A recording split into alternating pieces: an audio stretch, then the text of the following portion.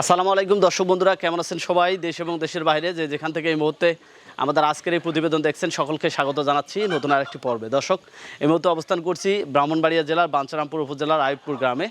দর্শক, আজকে একজন নতুন উদ্যোক্তার খামারে চলে আসছি। তিনি মূলত ফার্মি মুরগি লালন পালন করেন এবং এখান থেকে ডিম উৎপাদন করে হ্যাচিং করে বাচ্চা বিক্রি করে থাকেন। তো আমরা সেই উদ্যোক্তার সাথে কথা বলবো। তিনি কতদিন আগে মুরগি পালনে আসলেন, কিভাবে এই সেক্টরে আসা, কেন উদ্যোক্তা হলেন, এই বিষয়গুলো জানবো। আশা করছি পুরো প্রতিবেদন জুড়ে আপনারা আমাদের সাথে থাকবেন। চলুন শুরু করা যাক। সোনালি, ব্রয়লার ও লেয়ারের ভিড়ে আমাদের দেশ থেকে ফার্মি জাতের মুরগি হারিয়ে যেতে বসেছে প্রায়। এক সময় আমাদের দেশের দারিদ্র বিমোচনের বিশাল ভূমিকা রেখেছিল এই ফার্মি জাতের মুরগি। বর্তমানে ফার্মি জাতের মুরগি পাওয়া যায় না বললেই চলে। কিন্তু সাম্প্রতিক সময় দেখা যাচ্ছে অধিক ডিম উৎপাদনকারী মিশরীয় ফার্মি মুরগি আবার ফিরে এসেছে খামারিদের মাঝে। দেখতে খুবই সুন্দর, রোগ প্রতিরোধী এবং সব জলবায়ুতে পালন উপযোগী হয়। প্রান্তিক পর্যায়ে অনেকে এখন শখের বসে মিশরীয় ফার্মি মুরগির বাচ্চা নিচ্ছে এবং তা লালন পালন করে হচ্ছেন স্বাবলম্বী। দর্শক, আমরা কথা বলেছি আল মক্কা হ্যাচারির স্বত্বাধিকারী উদ্যোক্তা সজীবের সাথে। তিনি কর্মজীবনে অন্য কোনো পেশায় না গিয়ে ফার্মি, ব্ল্যাক অস্ট্রেলপ, তিতির এবং কোয়েল পাখির ডিম থেকে বাচ্চা ফুটিয়ে বিক্রি করে বেশ সফলতা পেয়েছেন। শুরুর দিকে অল্প দিয়ে শুরু করলেও এখন তা বিশাল বাণিজ্যিক রূপ নিয়েছে।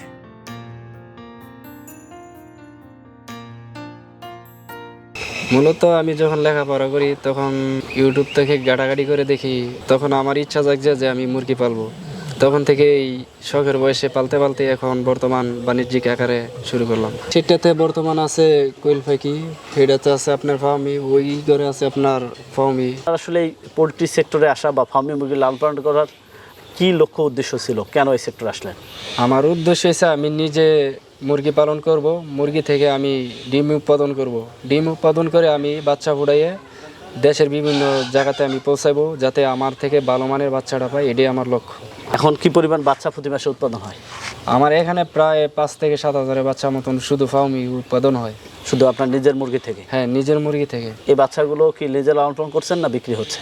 আমার যতটুক আমি প্যারেন্টসের জন্য তৈরি করি আর আমি সেইটি সেল দিয়ে দিই। এই মুরগি পালনের ক্ষেত্রে কি কি ব্যবস্থাপনা গ্রহণ করতে হয়? যেহেতু আপনি সব ধরনের মুরগিগুলো করেন, এদের খাদ্য কি খাওয়াচ্ছেন, রোগবালাই কি হয়, ভ্যাকসিন কি থাকে, এই বিষয়গুলো যদি একটু বলতেন। মূলত প্রথম দিন যেদিন ইনকিউবেটর থেকে বাড়িব তখন মারেক্স ভ্যাকসিনটা করতেই হইব। মারেক্স ভ্যাকসিন না করলে আপনার বিভিন্ন বয়সে বিভিন্ন রোগ দেখাতেই হই। তখন 5 থেকে 7 দিনের মাথায় কিল ভ্যাকসিন করানো হয়। এমনিতে আপনার ধাপে ধাপে সবগুলো ভ্যাকসিনই করা হয়। আর আপনার দেখতে হইব কোন মুরগিটা কি সমস্যা হইতেছে, আপনার এইটার নজর রাখতে হইব যে কিভাবে কি করতে হইব বা কি পালতে হইব, কি ওষুধ খাইতে হইব, এটা আপনার দেখতে হইব কি রোগ ধরতেছে। কতদিনে ডিম আসে? না, 4.5 মাসে। 100 মুরগি থেকে প্রায় 70 থেকে 75% আসে। বাস্তব অভিজ্ঞতা থেকে একটু বলবেন যে এই মুরগি পালনটা লাভজনক কিনা, বিশেষ করে ফার্মি মুরগিটা? হ্যাঁ, লাভজনক। দেখা যাইতেছে আপনার 100 মুরগি থেকে যদি আপনার 70 থেকে 75টা ডিম আসে, একটা ডিমের দাম আছে 20 টাকা। খাবার খাইব কয় টাকার? দেখা যাইতেছে আপনার অর্ধেক থেকে লাভ বেশি থাকে খাবার খাওয়াও। মাস শেষে কখনো হিসাব করছেন কিনা কেমন আয় থাকে? মূলত এমনি পরিবারে তো খরচ যাইতে আছে, অনেকে খরচ করে, আবার অনেকে খরচের বাইরে তো অনেক টাকা যায়। সব কিছু তার হিসাব করে পারা যায় না, তারপরও আপনার আইডিয়া 35-40 এরকম থাকে পার মান্থ। হ্যাঁ, এভারেজ হিসাব করে। হ্যাঁ, এভারেজ। সজীব ভাই, ভবিষ্যতে কি এটা বাড়ানো হবে না, কি অবস্থা? হ্যাঁ, আমি তো ইচ্ছা আছে আরো বাড়ানো। আস্তে আস্তে তো বাড়াতেই আছি, আরো বাড়াবো। তো আমরা আপনাকে অসংখ্য ধন্যবাদ জানাচ্ছি আমাদের মূল্যবান সময় দেওয়ার জন্য। সুন্দর পরিকল্পিত খামার করছেন। আমরা আশা করি যে লক্ষ্যে করা সেটি যেন বাস্তবায়ন হয় এবং ভবিষ্যতে আপনার এটি আরও বৃহৎ আকার ধারণ করবে। এই আশাবাদ ব্যক্ত রেখে বিদায় নিচ্ছি। আসসালামু আলাইকুম। ওয়ালাইকুম সালাম। দর্শক, আমরা কথা বললাম উদ্যোক্তা সজীব ভাইয়ের সঙ্গে। তিনি একজন উদ্যমী উদ্যোক্তা। পড়াশোনার এক অংশে তিনি মনে করেছেন যে মুরগি লালন পালন করলে নিজের কর্মসংস্থান তৈরি করা যাবে। সেই জায়গা থেকে তার এই ফার্মি মুরগি লালন পালনে আসা। তো আলহামদুলিল্লাহ, এখন এখানে ডিমের মুরগি লালন পালন হচ্ছে, এখানে বাচ্চা উৎপাদন হচ্ছে। সেই বাচ্চাগুলো আবার বিভিন্ন জায়গায় সরবরাহ করতেছেন। এখন আমাদের দেশে অনেক উদ্যোক্তারা এই সেক্টরে এসেছে, এখানে মুরগি লালন পালন করে অনেকে লাভবান হচ্ছে, অনেকে নিজেদের কর্মসংস্থান তৈরি করছে। আপনারা জানেন যে পোলট্রি সেক্টর বাংলাদেশের সর্ববৃহৎ একটি সেক্টর। এখানে ডিম এবং মাংসের যে চাহিদা রয়েছে সেটা কিন্তু আমরা মুরগি বা পোলট্রি সেক্টর থেকে পেয়ে থাকি।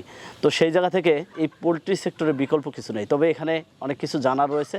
অভিজ্ঞ খামারিরা কিভাবে এইগুলো ম্যানেজমেন্ট করতেছেন, তারা কিভাবে এটিকে লাভজনক করেছে, এই বিষয়গুলো আপনাদের জানতে হবে। একটু এই বিষয়গুলো জেনে বুঝে যদি আপনারা শুরু করতে পারেন, অবশ্যই আপনাদের জন্য এই মুরগি পালন লাভজনক হবে। দর্শক, এই ছিল একজন তরুণ উদ্যোক্তা সজীব ভাইয়ের মুরগি পালনের বিভিন্ন বিষয় নিয়ে আমাদের আজকের এই প্রতিবেদন। আপনাদের আশেপাশের সফলতার গল্পগুলো আমাদের জানিয়ে দিন। আমাদের সাফল্য কথা টিম চলে যাবে আপনাদের কাছে। ধন্যবাদ সবাইকে।